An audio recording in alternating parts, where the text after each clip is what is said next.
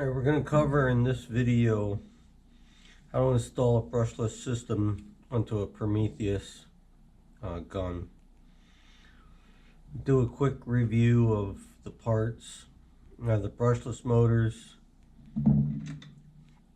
These are the Sunny Sky motors, 2216 2600 kV. I have our bolt ball chewer aluminum flywheels, aluminum motor mount. This is a high crush version for the 2216 motors. Got some switches, potentiometer, Adreno, LED readout for the voltage, voltage regulator, PWM, and the controllers for the brushless motors. You can run these as they are if you want to. There are they're not on the website yet, but we will have them up. There's programming cards for the older version. This is the older version, the V1. These are the V2 controllers, so you'll need the new programming card, which is this one. You can control different things like cutoff voltage, cutoff type, battery type, brake, bunch of different variables that you can control with the motors. But we're not going to get into them. We're going to use these straight out of the box. This is our wiring diagram you can follow. There's parts on this that are not needed. For a vibrating hopper, this is not needed. We are going to be using the voltage regulator on the feeder motor, so you can adjust the feeder motor. But the first thing you want to do is you want to remove all the parts from the Prometheus. And I did this in an earlier time, so I'm not sure if I have the video. If I do have the video, I'll go back and plug it in here and show you how to remove this. But basically, this is the body section. This is a body section for the Prometheus. You have your feeder, you have your flywheel motors, which were in here like this. They're pretty simple to take out. It's just a total of 4 screws, but we basically are just gutting the wiring harness that's in there. So everything that's in the Prometheus is just taken out. We're not going to use any of this. I know the one thing you did have to do, it was a little difficult, is there's a one of these has the feeder motor has a board on the back of it, and I think it was this one. And in order to get that off, you have to desolder a bunch of the connectors. These wires here, not connectors, these wires, and you have to desolder the solder that runs between the board and these connectors here. So that's a little difficult, but if you take your time, this is what you want. You want the motor with the tabs sticking out here like this, nothing else on. Now what we're going to have to do is we're going to have to cut off these bell housings here down to about 1/16 of an inch, both sides, and then we're also going to have to round out the inside here and inside here, and also do a little bit of Dremel work on the inside there. And the reason for that is because these motors are set at a given distance from stock. and I think it's somewhere around 55 millimeters. I don't remember exactly, but in order to get higher speed out of the ball, we need to get more adhesion between the wheels. So if your wheels are this far apart and the ball's going through, the best thing you can do is just decrease the distance like this. And then what will happen is you'll get more adhesion between the ball and the flywheel, and you won't get any slippage, and you'll increase your feet per second of the, or velocity of the ball. So because we changed the distance between the center to center distance between the motors, we're going to have to take out some of this here and some of this here so that the motors do not hit the frame. This is going to be going like this, and then the motors will be attached to there.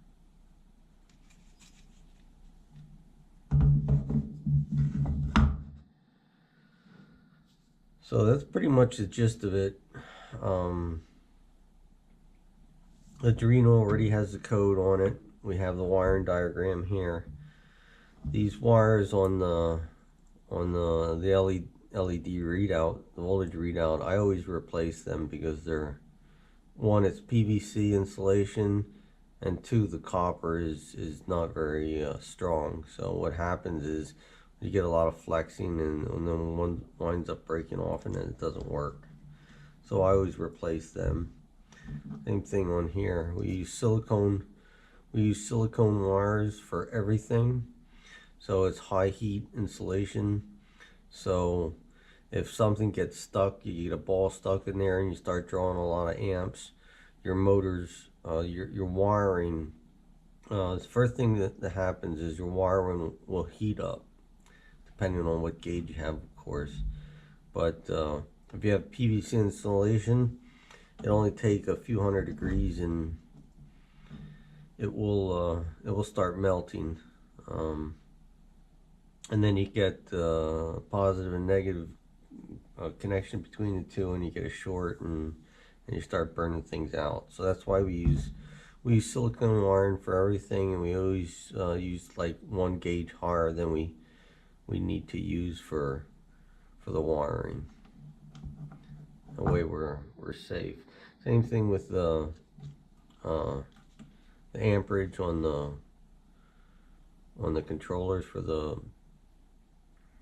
brushless motors.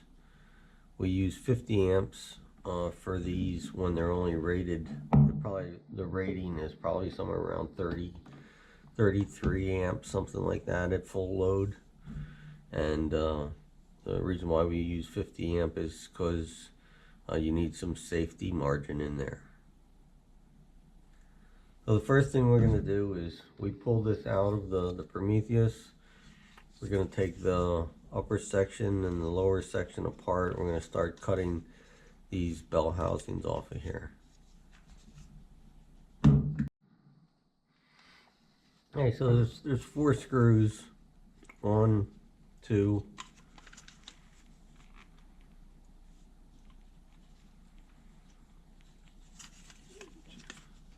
3, 4. I already took these 2 out. So there's 4 screws. 1, 2, 3, 4. I took these 2 out already. Just need to take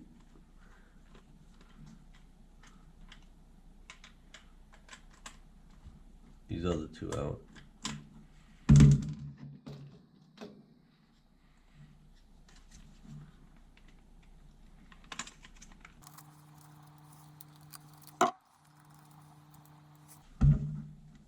Okay, need to take these 2 out as well.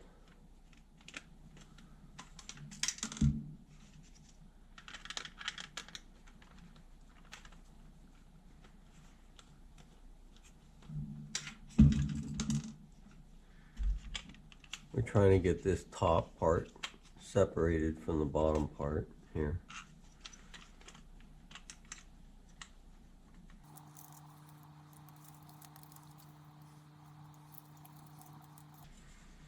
Okay, I think we have to take the back gear extra box off as well, so.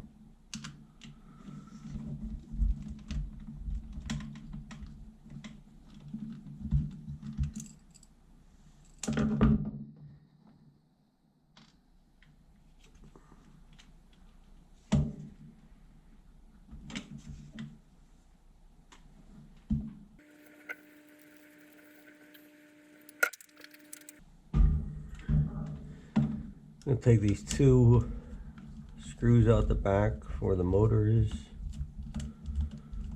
See how many more screws we got to take out to get this separated from each other.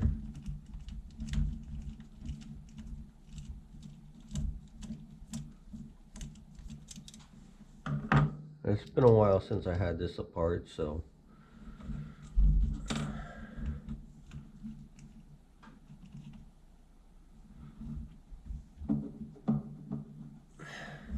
if I remember correctly, I think we have to take the gearbox off as well, or the end plate. Yeah.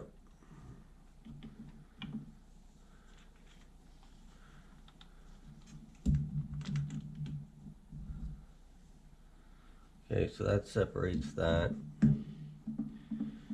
Try not to move the gear positions if you absolutely have to. Don't have to.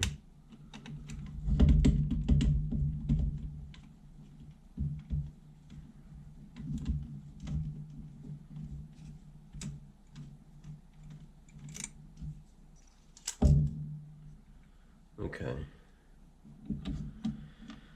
So it's more than just a couple screws. It's quite a number of screws.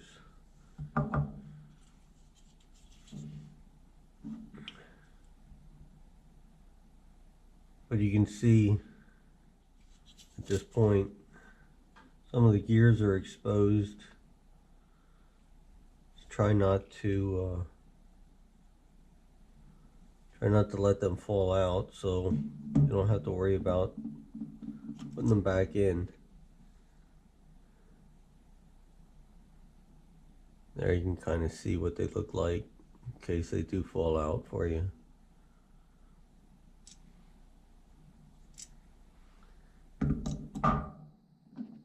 So those two pieces go there. And the end bell housing. And this just pulls out because it's slotted into there. So it's a total of 1, 2, 3, 4, 5 pieces. And the piece that we need is this one right here. Because this is where our motor mount's going to go. And the way the motor mount goes on there is this fillet here goes towards the front of the gun, which is this direction. And then it's going to get bolted on to these 4 bosses here. Now what I did is, to improve the structural rigidity here, I took a small drill bit and went down through each 4 of these until it come out the top. You see that? Now you don't want to open up the hole, so this drill bit that you're using should be just slightly smaller than this hole that was originally in there. And then what we're going to do is we're going to use extra long screws, so that when the screws go in, instead of them going in this far, they'll go all the way up to the top, and that will give us better support for the mount. You don't have to do that, it's optional, but I've done that on every upgrade that I've done so far. So this is going to go like that. We need to cut both bell housings off, and we'll do that with the Dremel. Cut them down to leave a lip, probably about 1/16 of an inch high, and then we'll worry about cutting the inside here after we get those bell housings cut off. Okay, so I took a Dremel with a cut-off blade and just went around, stuck it up inside where the motor well is, and went around and cut that top off. And I did the same thing on this side.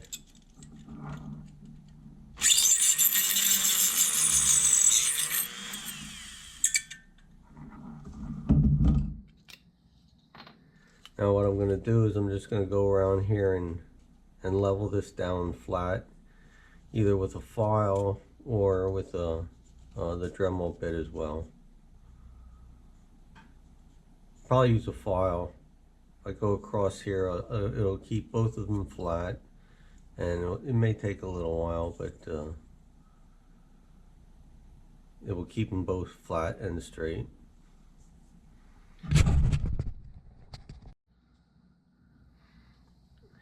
Alright, so I got the two bell housings cut off. It's just roughly filed.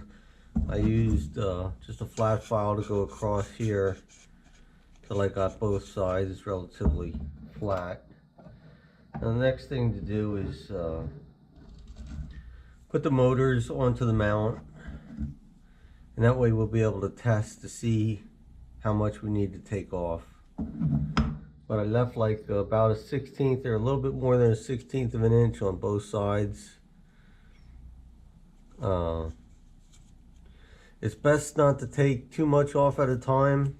That way you don't go too far. So just don't go in there and start gouging out. Just take a little bit at a time, a little bit at a time, and that way you keep as much support as possible in the frame. The more you gouge out, the less structural support you have, and it's always good to have this as strong as possible. So the next thing we're going to do is mount the wheels, mount the motors onto the motor mount. So one thing you want to be aware of is when you mount these motors, that when you put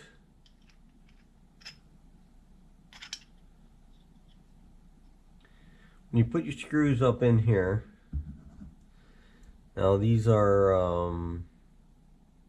M3, I think they're 12 or 14 millimeters long. I have a flat washer and a lock washer on them. Now we're just going to be test fitting these, so we're not going to put any Loctite or anything like that on it right away. Eventually, when we get to that point, we will be using Loctite on the thread, so with the vibration and everything, that it doesn't come loose. But for right now, we're just going to thread these in here.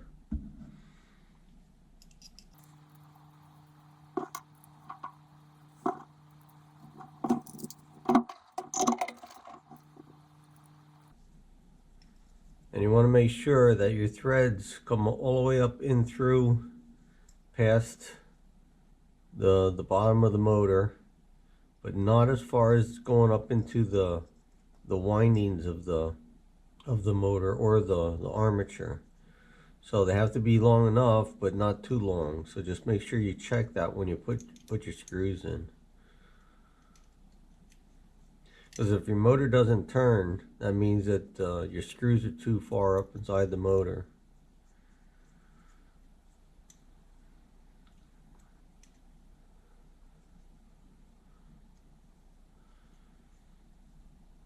And you can see that the motor wires coming out over this fillet right here is the way it should be positioned. This way, if these rub back and forth, it won't cut into the wires.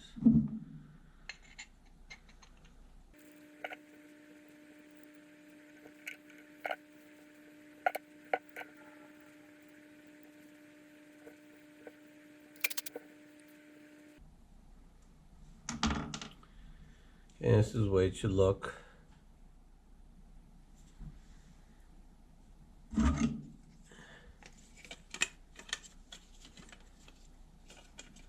You can tell right away that we're going to have to cut some along the inside here of both sides, because the motors are closer together than the stock original motors. We're going to start doing that with a Dremel and a sanding drum.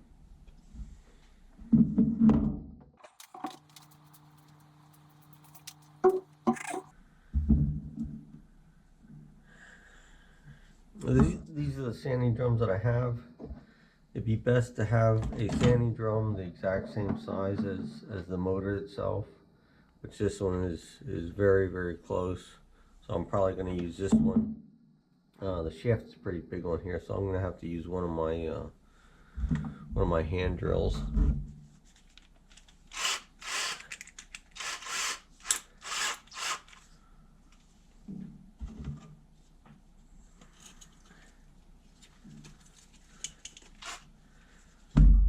So just going to put this on here and take this down to the all the way down to the very edge and remove it all the way into the inside of this boss here.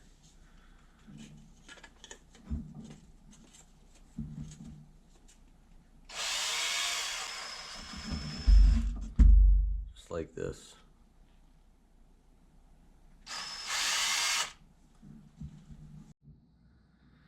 Okay, so this is what it looks like. I got the motor mount screws in.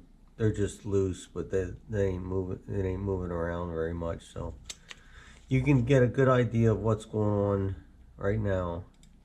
You want to make sure you have enough clearance around the motor so that when they spin, they're not going to be contacting any of the frame of the Prometheus. Now, I had to remove the lip on the inside here, if you can. I'm not sure if you're able to see that, but I trimmed it back all the way back to here and back to here on that side, and the same on the other side. So this is actually flat in here, but the lip is still present on the outside. So I'm gonna have to go in and trim a little bit more right here at this edge, and maybe a little bit down here and up here at the top. And what I did is I just took some sandpaper. This is some coarse grit, but you can use finer grit. This is probably 120. And remove some of all the rough edges that were in there. But I'm just gonna fine tune this a little bit. You'll have to take this in and out, back and forth, take a little bit more at each time, and you want to get at least 1/16 of an inch clearance. I'd say between 1/16 and 1/8 inch clearance between the frame of the Prometheus and the motor bell housing. So we'll keep taking this apart and putting it back together, testing the fit until we get the proper clearance. And then the next thing we'll do is we'll put the flywheels on top and see what we have to do as far as cutting some of this part away and this part and this back here. Because the flywheels are slightly bigger than the stock flywheels.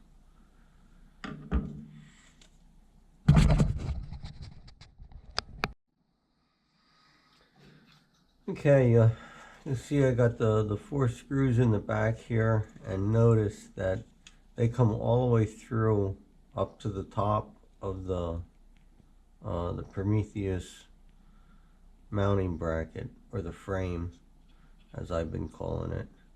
So that gives us just a little bit more strength in this area. So if you want to use the extra screws, I'd say yes, go ahead and do that.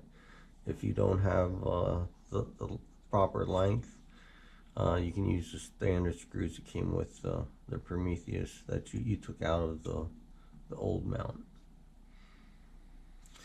But if you look at the top here now, we have about 1/16 of an inch all the way around the motor.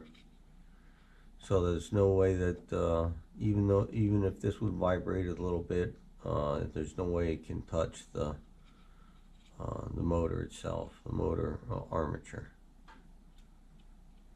The next thing we're going to do is we're going to take the wheels and set them on top of the motors. If you notice here, there's a boss on the motor and a recess in the wheel itself, and there's a 3-lug pattern, three bolt pattern. I think it's 12mm bolt hole circle, and they're 2mm, they're M2 screws, and we should supply these with they're flathead Allen screws. And at this particular time, as this sits, you can spin this and it's not contacting any part of the frame of the Prometheus. However,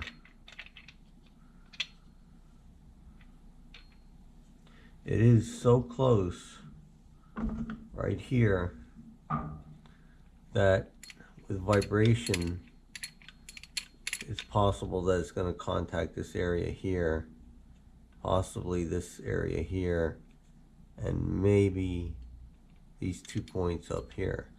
So what I'm going to do is I'm just going to take a Dremel and remove some of that material right there where it could contact, so we have no interference whatsoever when the motors start turning, that they're not going to hit the frame whatsoever.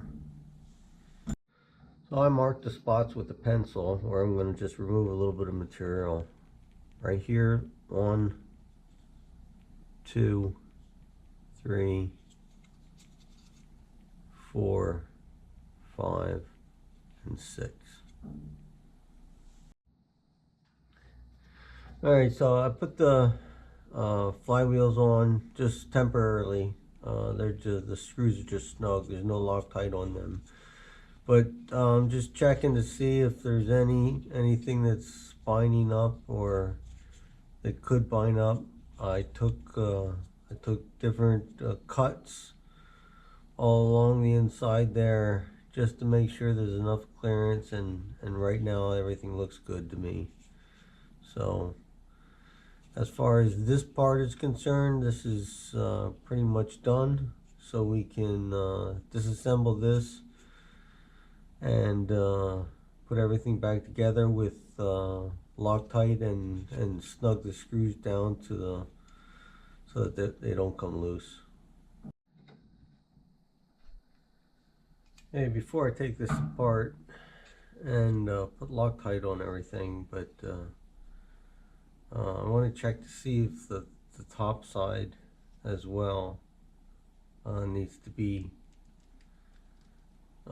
cut at all. So just be careful. Got those gears on the end of there. You don't knock them off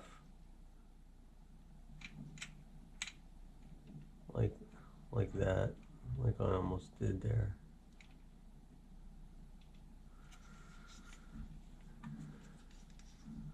And just look, there's 2 spots, one right here and one right there, that look pretty close.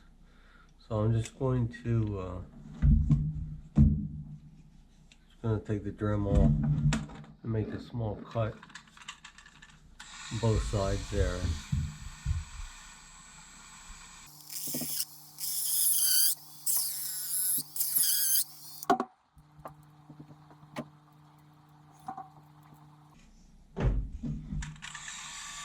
Same thing on this side.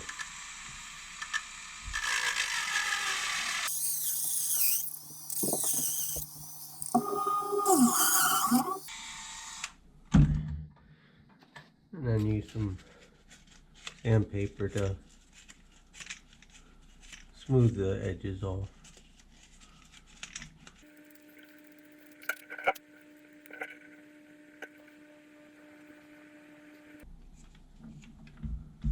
Alright, I'm going to take a little more off.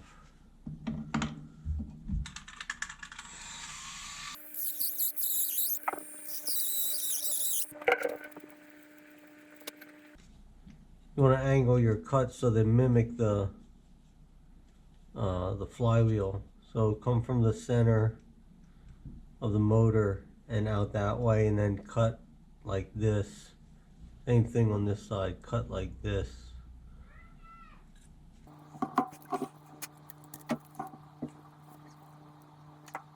Okay, it looks better. So now we can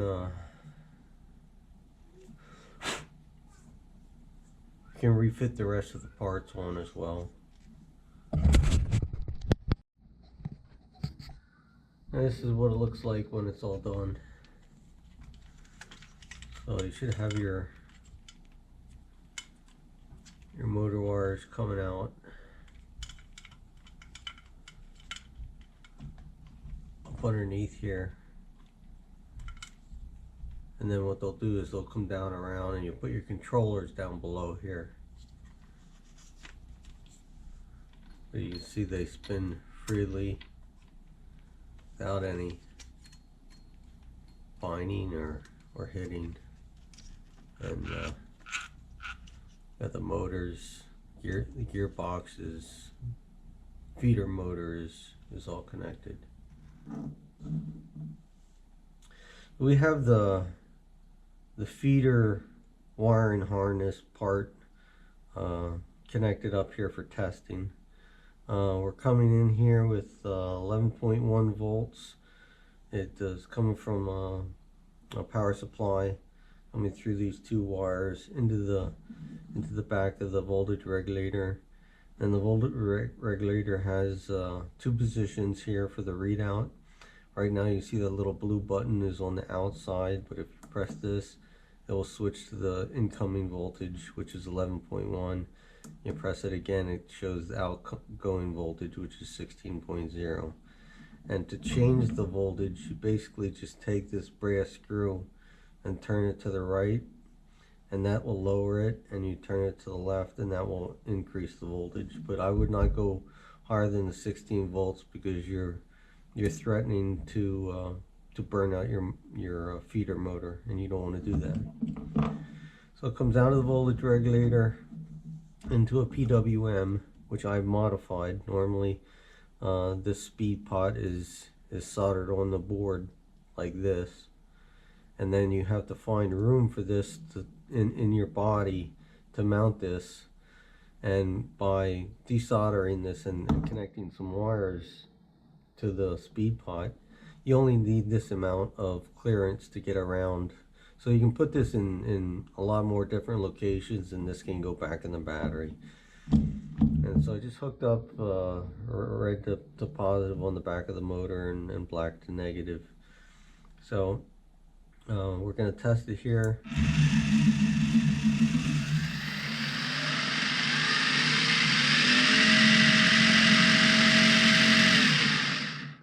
That's running all the way up at the 16 volts. I don't think you'll need that much, but that's the way I set them. I set them at 16 volts, and then you can regulate the voltage by the speed pot. Here's the final testing. I have power connected up here, running to the brushless controllers and then motors. It splits off and goes to the voltage regulator. You have the voltage readout, and the PWMs are the feeder. This is the push button. So right now it's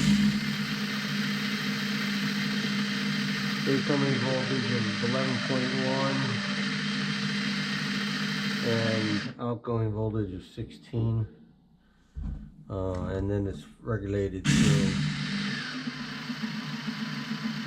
the PWM.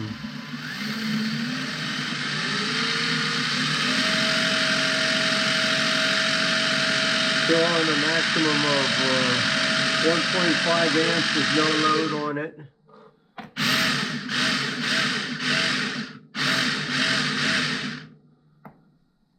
Everything's working well there. Then I have the two controllers, the white wire connected together, 5 volts coming from one of the controllers going through to the Arduino. It's 5 volts on the Arduino, and then connected the speed pot and the momentary contact up. So when this is plugged in,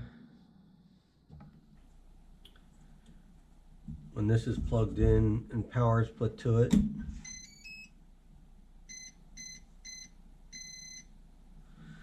both motors will sync themselves, and you'll hear a number of beeps, and then it will stop, and then you should be able to turn the speed pot up a little. Oh, it's up all the way. Oh, that's the wrong one.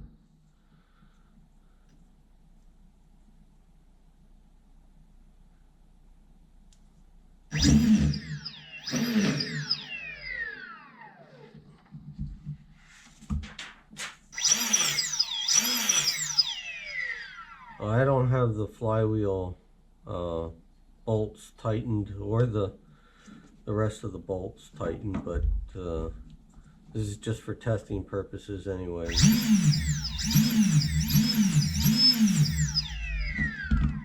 And then you'll be able to regulate them through the speed pot.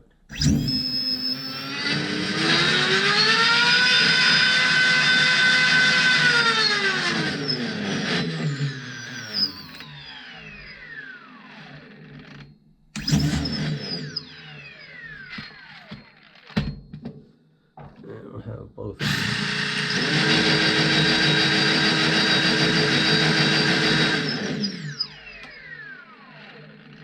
I'll send a dart up both through here real quick.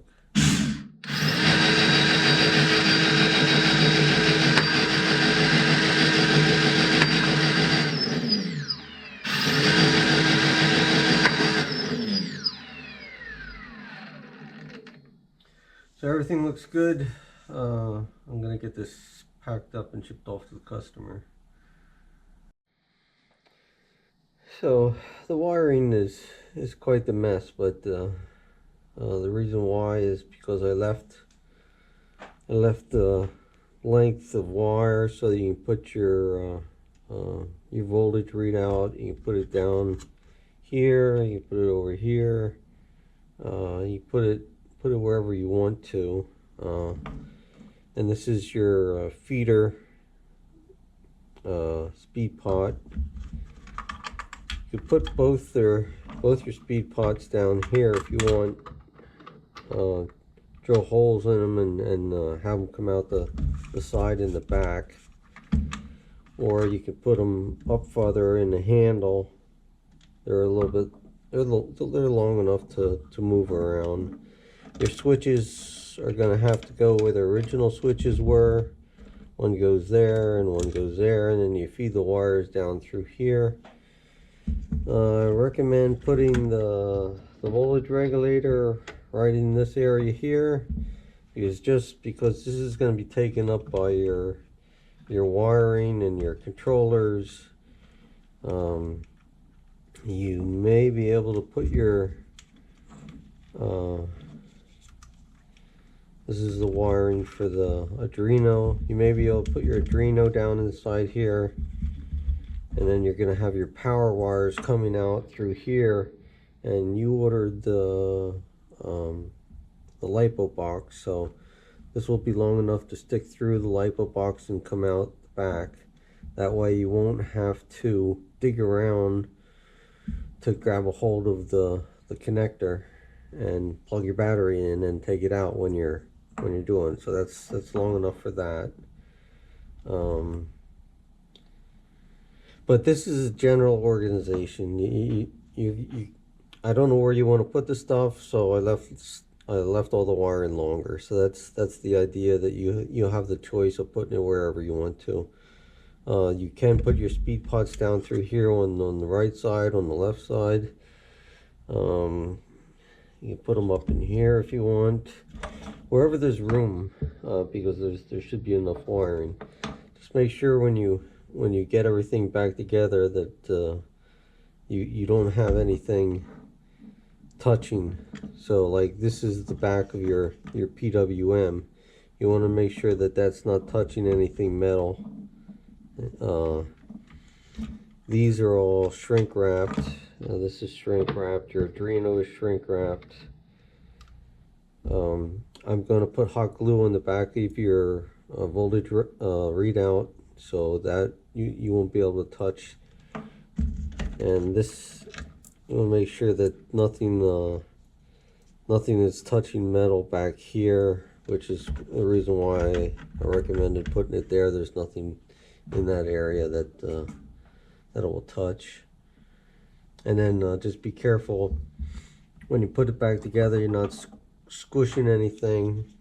These motor covers I took off just because it looked like the flywheel was gonna hit it. Okay, my screws are loose from testing, so I have to take them off anyhow. So make sure your flywheels are not hitting these two covers that go on either side, the motor covers. Okay.